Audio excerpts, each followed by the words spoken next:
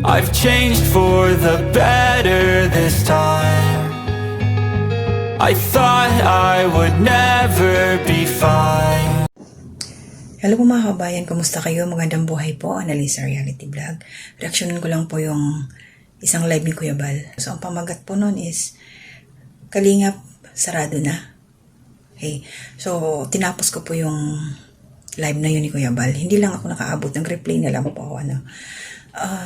Para sa akin, mayroong nabitag, mayroong bumagsak sa pagsubok. Pagsubok ba yun kung tatawagin? Patungkol doon sa title, kung sarado na nga ba ang Kalingap or isasara na. Yan. Bagong lahat, suportahan po natin. Siyempre, Kuya Bal Santos Matubang at Edna Vlogs Kalingap Project na Pia Matubang. Mga kasama ko mga reactors dito sa Kalingap Tahanan. Siyempre, mga reactors. Shoutout po sa inyo lahat. Yan, sa Team Karaban na rin. Shoutout kay Teacher N. Team Strikers. Sa Team Bios, din Team Watchers, kay LGR. Shoutout po sa inyo lahat. So, ito ngayon na sinasabing i-close yung Kalingap. Although question mark siya. Ang lalim ng isip po, iniisip po talaga sa akin, imposible. Hindi ako naniniwala eh. Kasi, ang dahilan nga, doon sa sinabi ni Kalingap Prab, nagkanya-kanya muna dahil mababa yung views ni Kuya Bal. Kaya sabi ko, views, dati wala namang views, wala namang YouTube si Kuya Bal. Wala siyang Facebook. Charity sila, nila Kuya Jason. Nakatricycle lang nga eh, yung motor nila. Sabi ko, imposible talaga to. At eto na, nalaman ko na, napanood ko, at kukuha pa ako ng clip na lang ni Kuya Bal doon sa, play niya kasi yung live ni Kuya Bobby, 143. At masasabi ko, yun na nga, may nabitag nga sa pagsubok na to.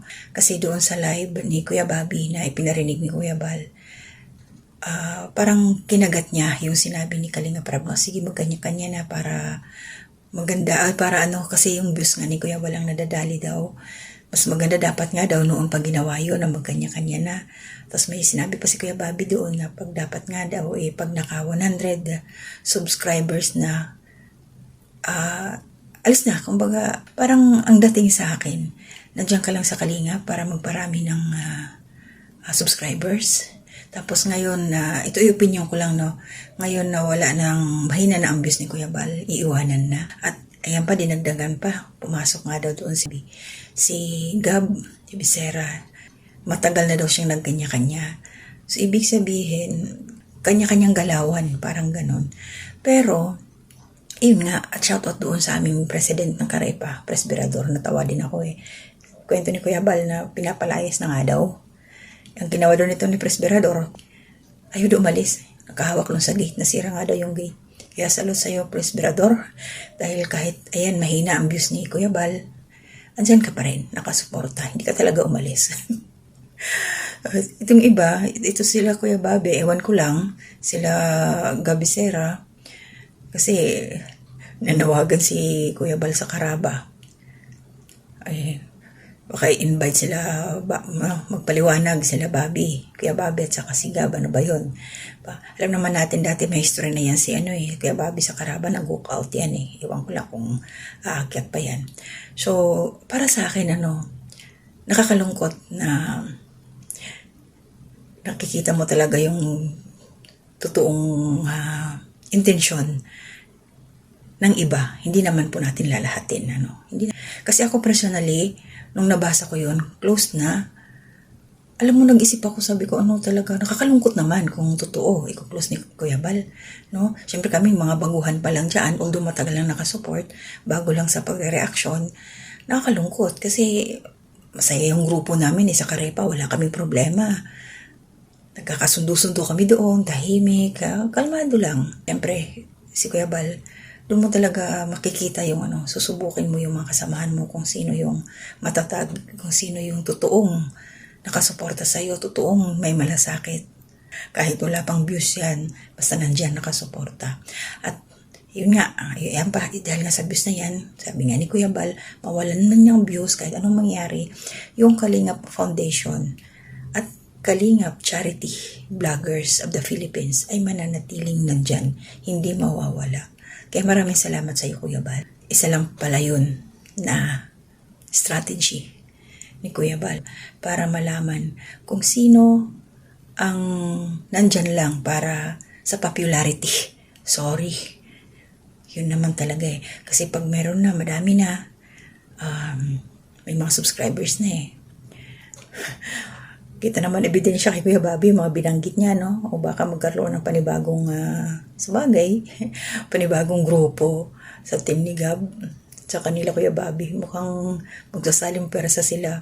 Tapos ngayon, sila na talagang magkakanya-kanya. Good luck po sa inyo Kuya Bobby, pasensya ka na. Ako po'y nakabase lang doon sa mga binitawang mong salita sa live mo na ipinarinig ni Kuya Bal. Doon naman sa kanyang live. Kaya, ang masasabi ko, pagkatapos ng Kuya Bobby, sa tingin mo, kaya mo pa kayang humarap kay Kuya Bal? Ano kaya idadahilan mo? Kasi maliwanag yung mga binanggit mo doon, mga binitawan mong salita doon sa iyong live. Parang masaya ka pa na magkakanya-kanya. Samantalang si Presbyrador iyak. May live din si Presbyrador na umalis na daw sila pero dala yung sasakyan ni Kuya Bal. May pinuntahan siguro yun. So, yun lang yun sa akin. Salamat Kuya Bal talaga dahil ang tindi ng utak ni Kuya Bal, no? Talagang puhulihin at huhulihin kung sino yung mga sasalain niya talaga. Kung sino yung karapat dapat matira matibay dyan eh. Kasi iba-iba naman ng ating mga rason, kung bakit yung iba umaalis, mga ganun. Sabi nga ni Kuya Bal pa, ayan, umalis kayo sa Kalingap, huwag lang mag-iiwan ng bakas. Which is true naman. Kasi kung tutusin, may nakatulong, tinulungan, alam naman na natin yun, ibang karamihan pumupunta doon, konti lang yung mga subscribers. Tapos pag nakita na andyan, kila Kuya Bal, nadadagdagan, maraming mga sumusuporta. So, shoutout sa'yo Kuya Bobby, tagumpay, panalo ka ba? Magkakanya-kanya ka na ba? Kayo talaga nila Gab. May live si Gab, hindi ko pa natapos, panoorin. Patungkol din sa kanyang topic. So, God bless po. Panoorin ho natin, suportahan ang mga ginagawa ni Kuya Bal. Nandyan po sa mga upload niya. Ako po hanggang panonood pa ako ngayon, hindi pa ako makagawa ng bawat upload reaction. Busy po tayo. So, ito lang isiningit ko ito. Bukas ko na ito siguro ma-upload kasi ngayon naka-break time po ako at magluluto na rin after nito. So maraming salamat. Once again, ang shoutout po sa aking community spotlight. Salamat po sa inyo.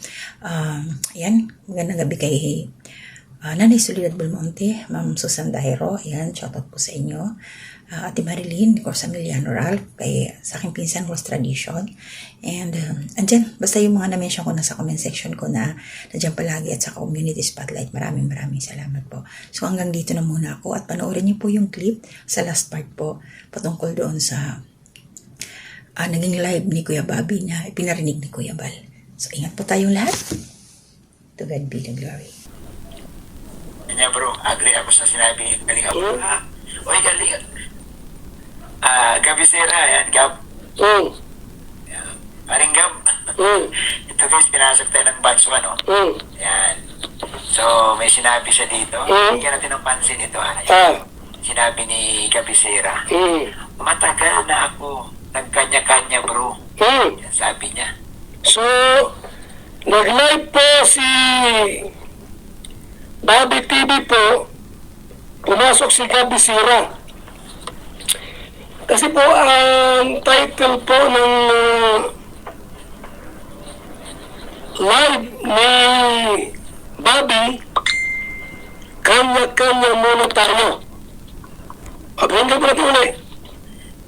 Agree ako sa sinabi ni Rab. Agree. Yan, pag-uusapan natin yan. Tama. Agree po. Tama yun. Sabi ni kanina, Prab, kanya-kanya muna tayo.